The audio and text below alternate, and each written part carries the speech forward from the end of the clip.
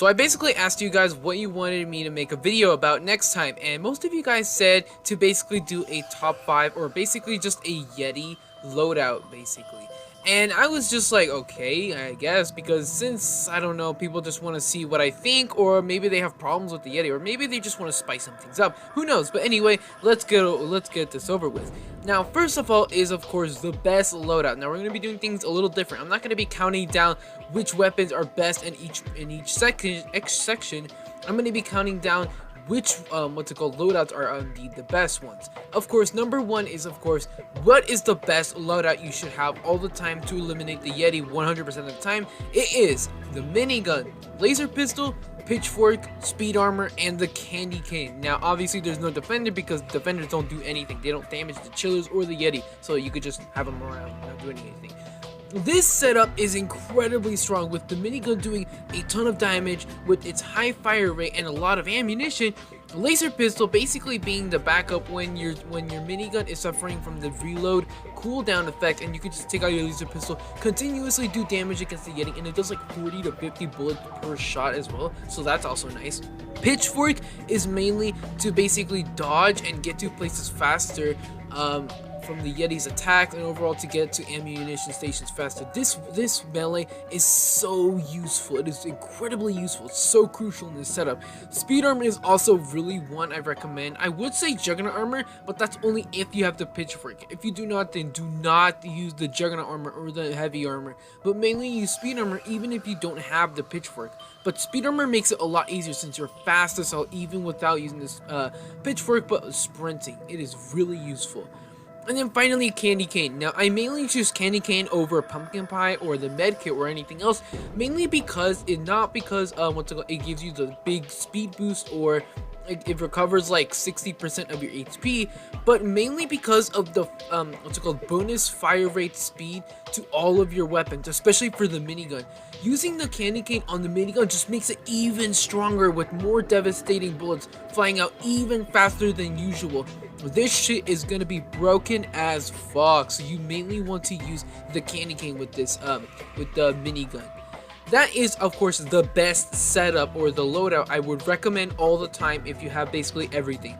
Now, what about Robux and other stuff that you do not have from the best loadouts? Well, some recommendations for the best Robux loadouts are, of course, number 1 is Tommy gun and the primary setup. Now, I don't really know if Gauss gun really qualifies one, because I mean it kind of sucks and it's not really necessarily the greatest, so I wouldn't really recommend the Gauss gun, but you can use it if you want. But mostly Tommy gun. In the secondary, I would recommend either the laser pistol or the RPG-7.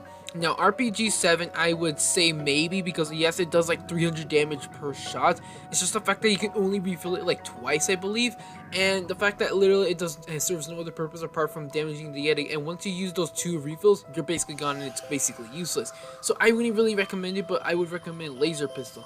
And now, if you don't have the pitchfork, then you can obviously go for ham. This is mainly, of course, to use the extra heals that you can actually use up. So if you basically have like the candy cane, you used it already, then you can just use the ham as backup. Or maybe you just want to use the ham before the candy cane. So who knows? Ham is by far another great one you should have. Now for the utilities. The utilities ones are pretty okay in my opinion. Number 1 is, of course, if you don't have the candy cane, you can settle for the med kit or the pumpkin pie. And this is for Robux, obviously. So for the med kit, it's obviously super useful. So when you take like a little bit of damage to a whole lot of damage, you can use your entire med kit or just a little bit of your med kit, and then just save the rest for later. That's really good about the med kit. Now for the pumpkin pie, it's basically only a one-time use, just like the medkit was. But basically, once you use it, you're basically gone for it. So if you do have the pumpkin pie, I would recommend either the medkit or the pumpkin pie, but mostly the medkit, so you can use a little bit of it later on, or just use the rest of it whenever you want to. But pumpkin pie is also really useful. Now for the coin loadouts. These are for people who don't have any Robux or whatsoever. So of course, the number 2 or 3, whatever it is, primary weapons you mainly want to go for is AK-47, AR-15, or the Sterling. These weapons do a load of damage and they have quite a decent amount of ammunition, and plus Sterling got a massive buff to where it is pretty powerful now. So if you're of course a person who doesn't have any Robux stuff, then Sterling is a good way to go for the primary section. Now, for the secondaries, the main weapons you want to focus on is the Kimber or the Tech 9. Now, the Tech 9 is obviously a holiday item, so if you don't have it, then you can obviously settle for the Kimber. And then you may be saying, why not Python? Well, it's the fact that the Python actually does less damage and it has way less amount of ammunition, and the fact that you literally have so little ammunition refills, this just makes it a gun that you do not want to use. So mainly Kimber is the best option for the secondaries. Now for the melees, if you do not have the pitchfork, then you can obviously settle for the baseball bat. And I mainly say for the baseball bat, mainly because if you basically dodge a chiller's attacks, you can quickly come up behind him and kill them. Chillers are a massive beneficial for the Yeti to basically get a nice shot on you, or maybe even insta kill you if the chillers timing if they time it perfectly enough.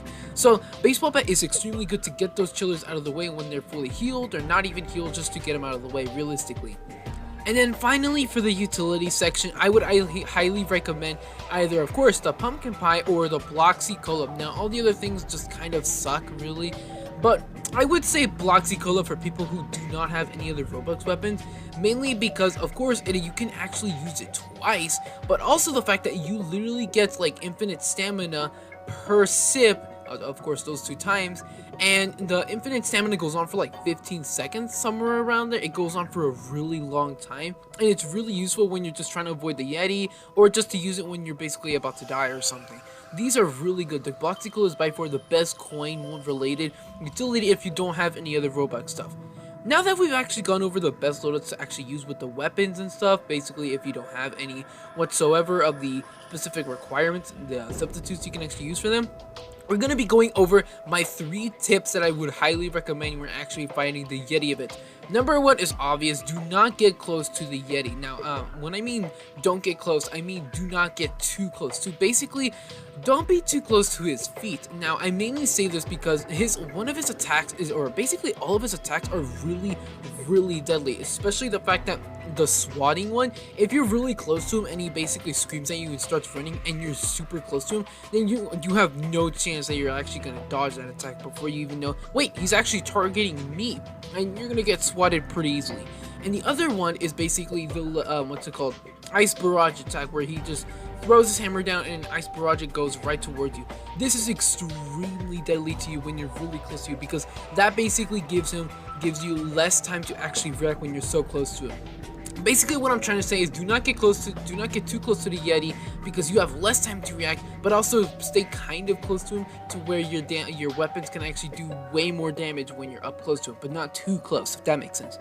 The next tip I would highly recommend is, of course, third-person mode. Now, there is, of course, first-person and third-person, and a ton of people have different basic, likes to either first-person or third-person, but I would highly recommend third-person so you can get overall a better perspective of what places you want to be at. Number 2 is, of course, if any chillers nearby or like around you are coming straight for you, or if there's any like ice tsunamis are on the way, or overall just to get a better view of what you're aiming at and overall what is around you at all times. And then finally, the last tip I have is, of course, eliminate any chillers that are coming straight for you or have just chilled you. You do not want those fuckers to hit any of your teammates, because the less amount of teammates you actually have, the more harder it's going to become, because obviously teammates and what they have is so crucial to defeating the Yeti. So if any chillers are either on their way to you, kill them before you even get chillered. But if you get chillered and they're already running away from you, make sure to actually kill those fuckers so they do not fuck up anybody else's day. But those are the 3 tips, and those are the best loadouts you can actually have in any basic substitutes if you don't have any of them. So hopefully you guys enjoyed these. Leave a like if this actually helped or anything like that. Have any questions in the comments, do that. But also, see you guys in about 42 years, and have a great game.